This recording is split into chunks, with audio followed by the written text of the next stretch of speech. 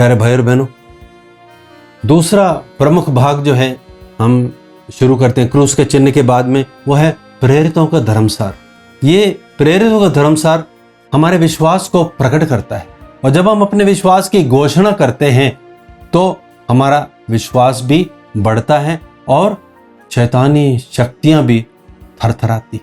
इसलिए कई बार जो है कलीसिया हमें प्रेरितों का धर्मसार दोहराने के लिए बोलती है। जब जब भी ऐसी शैतानी गतिविधियों का हमें आभास होता है तो उसके विरुद्ध हमारा विश्वास जब खड़ा होता है, क्योंकि हमारा जो विश्वास है वो शैतान के विरुद्ध जो है ना, वो बहुत बड़ा एक हथियार है, जिसके बारे में पौलुस कहता है इफिसियों 6 में, विश्वास की ढाल को धारण किए रहें जिससे आप दुष्ट के सब अग्नि में बाण बुझा सकेंगे। क्योंकि सब विश्वासियों को हमें शैतान के आक्रमणों को सामना करना पड़ता है, लेकिन ऐसे में हमारा विश्वास अगर ढाल बन करके खड़ा है तो हम कभी भी उसके विरुद्ध है, हम हार नहीं सकते। इसलिए हम प्रेरितों के धर्मसार, वैसे तो ये बहुत बड़ा सब्जेक्ट है, लेकिन मैं संक्षेप में इसका सिर्फ पढ़ के आपको बतलाता हूं कि इसको हमारे विश्वास का कंटेंट क्या है, हमारे विश्वास का आधार क्या है।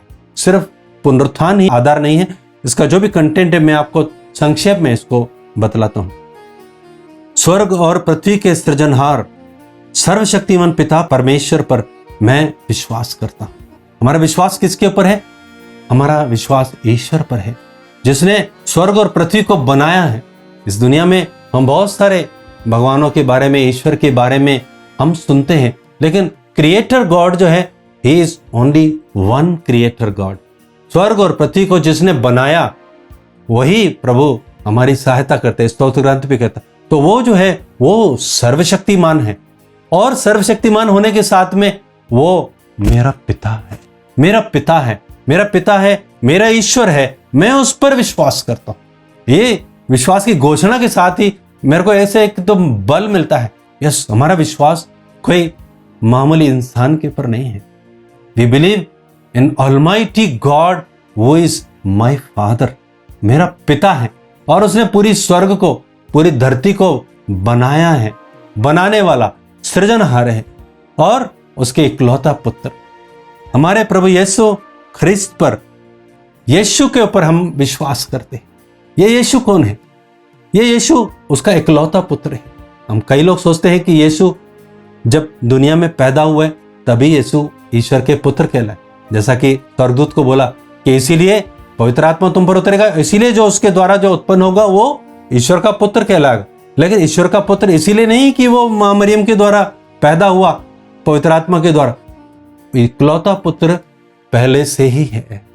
इसको हम नाइसियन क्रीड में अगर हम पढ़ेंगे तो इसको बहुत अच्छा से हम समझ पाएंगे।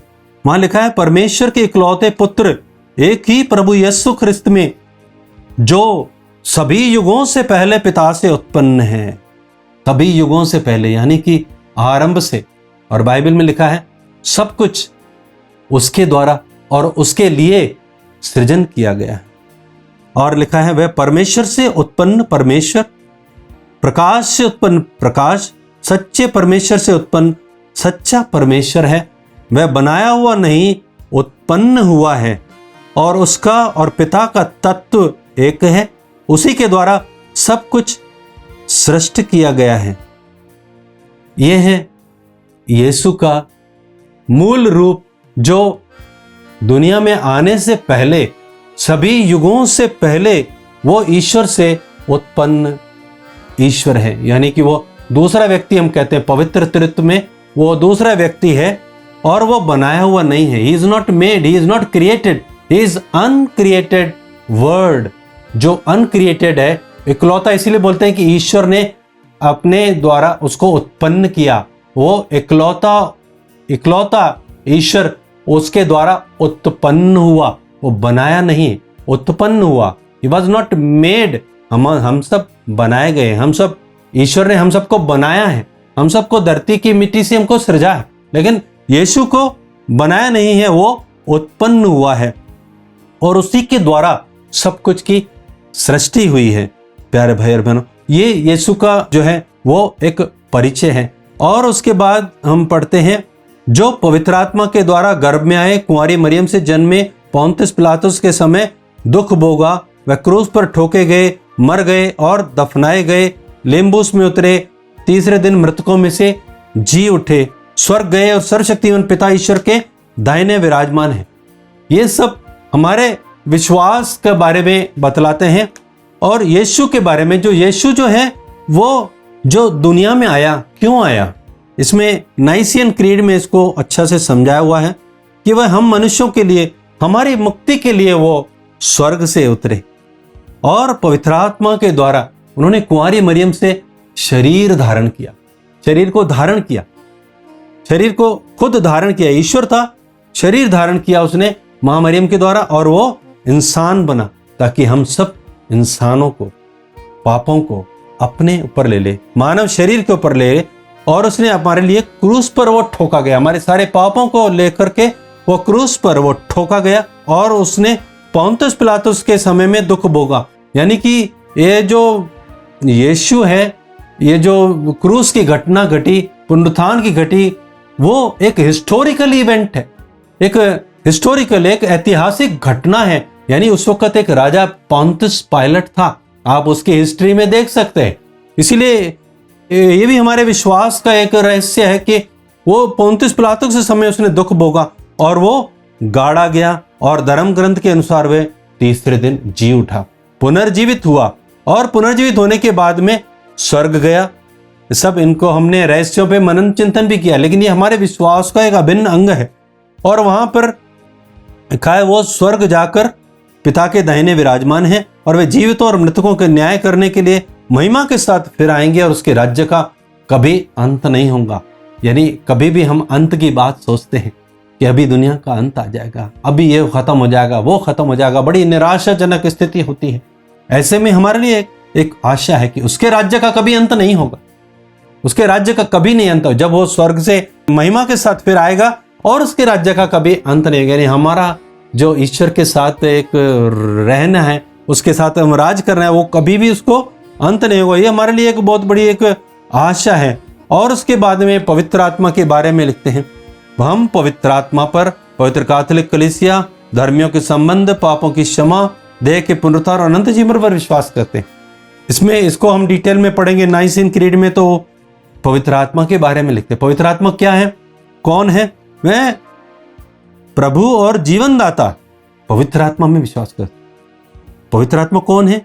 वो प्रभु है, वो भी ईश्वर है, और वो जीवन दाता है, हमें जीवन देने वाला। ईश्वरीय जीवन हमें उसके द्वारा मिलता है, और वह पिता और पुत्र से प्रसर होता है, पिता से और पुत्र से, दोनों के प्यार के द्वारा, उनके दोनों का प्यार पवित्र आत्मा के द्वारा प्रसर होता है, और पवित्र आत्मा एक व्यक्ति के रूप में उत्पन्न होता है।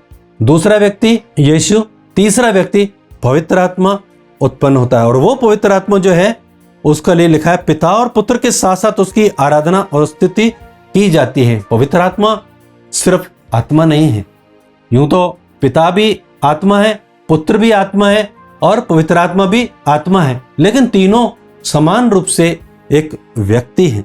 तीनों अलग अलग व्यक्ति हैं और तीनों की आराधना की जाती है।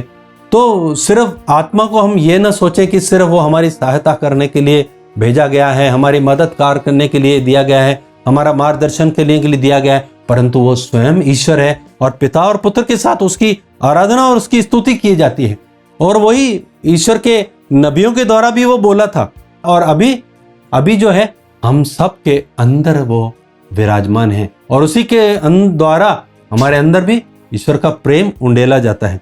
और आगे पवित्र कैथोलिक कलीसिया और प्रेरित कलीसिया और पापों की क्षमा के लिए एक ही बपतिस्मा स्वीकार करता हूं। यहाँ पर कलीसिया के बारे में यह भी हमारा एक विश्वास है कि हम उस कलीसिया पर विश्वास करते हैं जो एक है, जो यूनिवर्सल है, कैथोलिक है, और जो अपोस्टलिक है, प्रेरित एक कलीसिया है, जिसके सारे जो 12 जो प्रेरित हैं उसकी नींव पर वो टिकी हुई है। और वो पापों की क्षमा के लिए हम बपतिस्मा में हमारे पापों की क्षमा मिलती है, और हमें जो है आदि पाप से मुक्ति मिलती है, और हम मृतकों के पुनरुत्थान और परलोक के जीवन में भी हम उसकी बाट जोते हैं। तो प्यारे भाई बहनों, हमारा भी पुनरुत्थान होगा, न केवल यीशु का पुनरुत्थान हुआ लेकिन हमारा भी पुनरुत्थान होगा। हम मृतकों के पुनरुत्थान में विश्वास करते हैं। इसीलिए हम मृतकों के लिए भी हम लोग प्रार्थना करते हैं, ताकि ये लोग भी उस पुनरुत्थान में भागी हों जिसमें हम भी भागी होंगे। संत लोग, सब लोग पुनरुत्थान के में भागी होंगे और हम हमेशा हमेशा के लिए ईश्वर के साथ निवास करेंगे।